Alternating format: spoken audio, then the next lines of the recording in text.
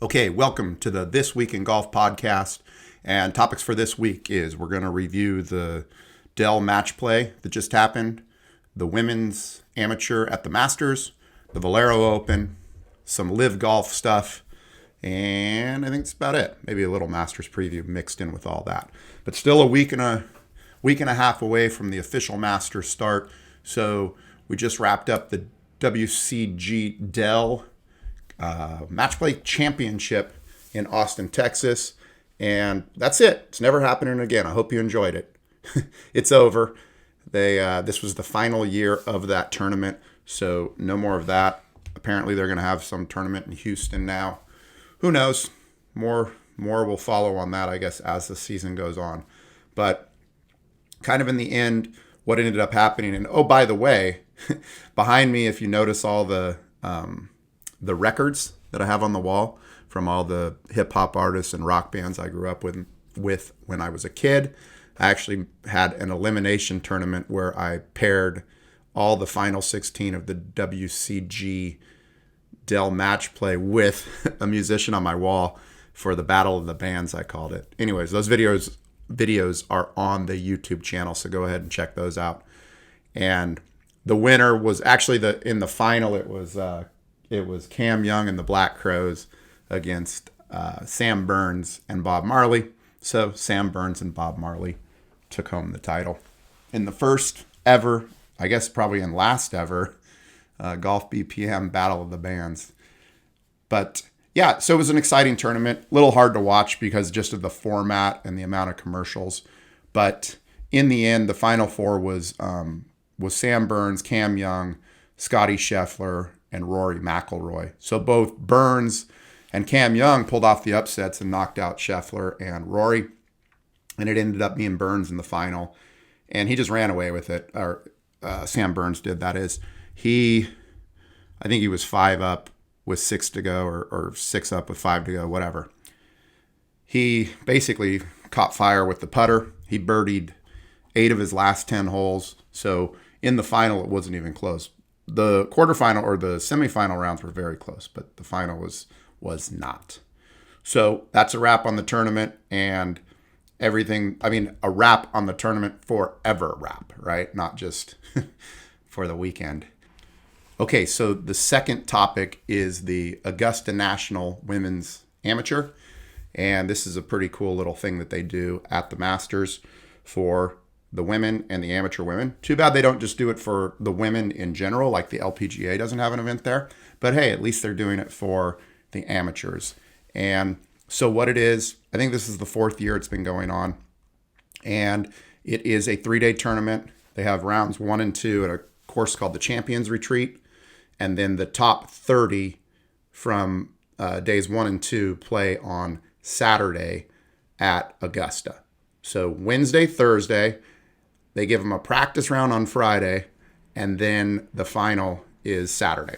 So it's always great to watch it on television because, I mean, it's the Masters. It's just so wonderful to see that course and to see the ladies get a chance to play it as well. It'd be nice, like I said, if they did it for the whole LPGA, but hey, at least they're doing it for something. And today was the round 1 because it's Wednesday. And Rose Zhang, who goes to Stanford, I believe, shot 6 under, so she's in the lead. And then last year's champion, Anna Davis, who won it when she was 16, now she's 17. She didn't shoot so good. She was 4 over today. So she's got some work to do to make the finals. And so Saturday will be the finals. We're excited to see that and see the course. And it's exciting to see amateur players who are like in college, or some of them are still in high school, and their ability to, break par at Augusta. Pretty awesome. So that leads us into this week with the PGA Tour, which is the Valero Open. And this is it. This is the final chance for anybody that might be on the fence to get into the Masters. If you win it, you're in. And then the top 50 go in. So if you're on the cusp, maybe top 50 in the world ranking, you can get in. So like Ricky Fowler right now is 59 in the world.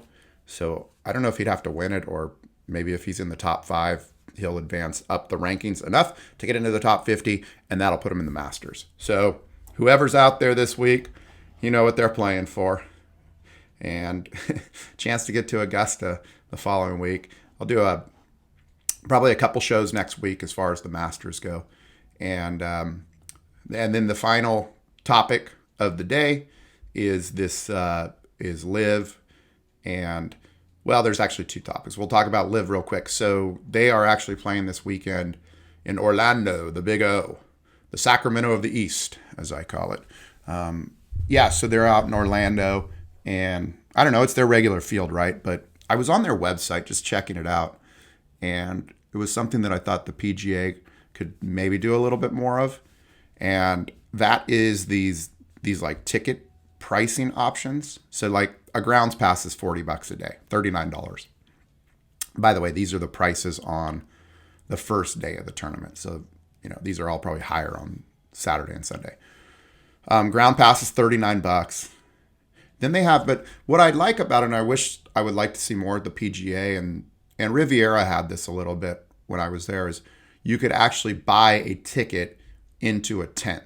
Because most of the time you go to a tournament, all the tents are corporate sponsors. And so if you don't know somebody who's in the corporation, then you're not getting in the tent.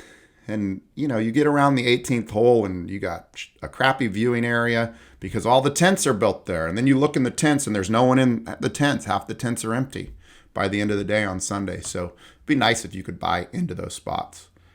LIV does this. The Birdie Shack, $169. The Gallery Club is $240. And then Club 54, which is their 18th hole viewing area. Club 54 is $525. $525. And the other interesting thing that I saw on their site is you can pay $7,500 and you get a spot in the Pro-Am. And the Pro-Am, they say it guarantees you playing with one of the players for 9 holes, and then the second 9 another player. So I wonder if the big dogs are out there, like, well, the big names, we'll say, like Bryson and Brooks and Dustin Johnson. I mean, it's probably in their contract, so they probably have to.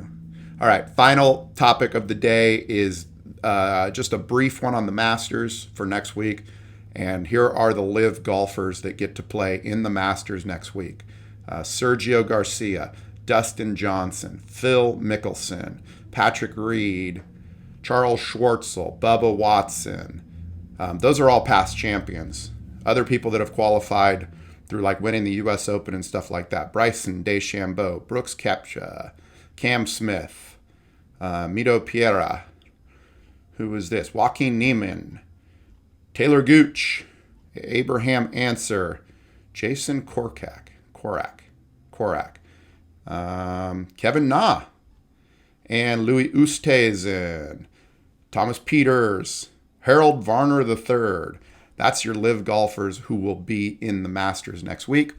And because they previously qualified, the Masters doesn't seem to care about what the PGA thinks, and they want the best fields. And quite honestly, they should be doing that because these guys qualified legitimately, or they're past champions. Bygones be bygones, right? Anyways, looking forward to the women's tournament this weekend, seeing if anybody qualifies through this Valero Open, and we'll chat with you next week, Masters week next week. Heck yeah, pumped for the Masters. Hey, it's Jeremy Callahan, and thanks for listening to This Week in Golf. Make sure and hit subscribe so you can get all the latest news and analysis from Golf BPM.